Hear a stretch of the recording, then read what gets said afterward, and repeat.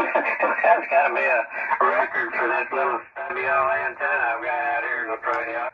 Hey, this is Will N50LA back in my shack, and today I'm going to do something some people might consider almost blasphemous. I'm going to modify a Heathkit and possibly improve it. It's an article of faith among Heathkit purists. Don't modify the rig. Leave it the way its creators intended. They knew what they were doing. Okay, I agree with that. But sometimes there's a better way. Have you ever tried to adjust the S meter on one of these SB 101s or 102s or 100s? It's way down in there on the corner of the IF board behind a very hot tube. And to get to it, you really need a nut starter. And I've actually gotten into the habit of just leaving the nut starter on the shaft. So when I need to adjust it, I can raise the hood and just tweak it as needed. You can only tweak it when the rig is running. Those tubes are hot. You don't want to get your fingers in there. So this is the 200 ohm potentiometer. It went out. And what's the usual replacement? Typically, we replace it with one of these 20 turn pots. But if you think this is difficult to get to, try adjusting this, that teeny tiny screw head. You know, you can't do, well, you can, but it's a freaking odyssey. And I thought, you know, there's got to be a better way. What if we put it right there? All you have to do is raise the hood and adjust it right there. But it must be something small like one of these. These are all 1 megohm. That's way too big. But I do need one that's small and one that's threaded so that I can screw it to this plate. These are single banders. And guess what? The single bander has that control that we want. I have a number of these parts rigs. I call them cadaver rigs. This is the carrier null pot. It's bigger than the one that was on the board of that SB 101. And it screws down to the board. It doesn't just solder to the board. That's what we need. So there it is. This is what we had before. Do you see what I mean by this one's threaded? So we will be able to connect this to that plate next to those other controls. So now I'm just going to remove the nuts holding these 3 pots on so I can get access to that plate. And then this happened. I was cleaning off the thing and lost all my silk screening. That's the way it goes. Anyway, there's our dot. Let's drill it.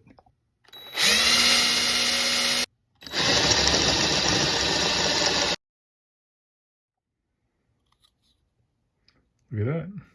Sweet. I'm going to use ribbon cable. So our goal is to get that ribbon cable down into that channel underneath the dial and then come out under the rig and then attach it to the IF board on the underside where that potentiometer used to be. I don't know if it can be done. Let's see. I don't know if you can see it down there, but it's actually getting to where I want it to be. I don't know if I could do that if I had 3 wires. It'd be a lot more difficult. Now that I got it through, I'm going to separate the 3 wires and dress them and connect them to the 3 points on the board right there.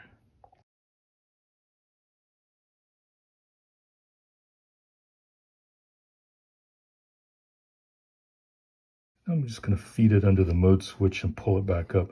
The idea is just to keep this thing out of the way, as inconspicuous as possible. If we're going to modify this rig, let's just be discreet about it. And again, super long needle nose pliers really come in handy right now. And I'm just going to pull it about that far above the rig, cut it off, and dress it. It doesn't matter which of the 2 outer wires goes where, as long as the center wire goes to the center pin. And there we go. It's a little close to this pot. I wanted to stay away from the back just because I didn't know how much space I was going to need. So yeah, this could go back about 1/8 of an inch or so. But yeah, look at that. About $3,000 American to ship tubing and get all fixed, and I ended up. We now have a working S meter. That's exciting. And it's working exactly as it should. So yeah, well, I'm pleased. And by the way, you do have your knob. You could always put that on there just to differentiate it. I do need to do something about the lettering though. Found this old mounting plate, and so I think I'm going to put this on my printer, scan it, and make a decal.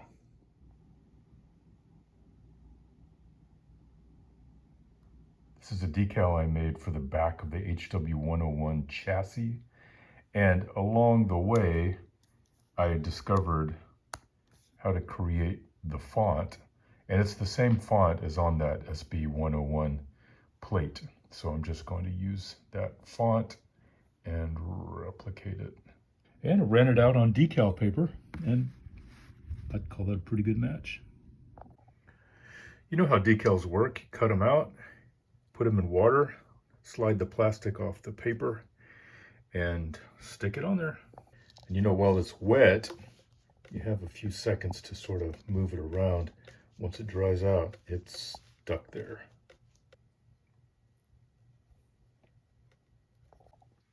And honestly, in retrospect, I'm kind of glad I left that extra space under the knob. That looks pretty good. I can also put a little clear nail polish on top of it to keep the decal from scraping off. I might do that, I don't know. You know, it's almost as if they left that space for just such a purpose. I know they didn't, but it sure fits. Sure is great to have an S-meter. And I will admit that what we did here was we swapped out a bad 200 ohm pot that's old and replaced it with another old 200 ohm pot that just happens to work, and who knows if it's going to work forever. You know what? It works for now. And I'm going to keep my eyes open, see if I can find some new old stock potentiometers that size with the threaded base, and might swap that out one day, because you know the real hard work I think was putting in that ribbon cable. This is an easy swap. Anyway, that was fun, and let me know what you think. 73.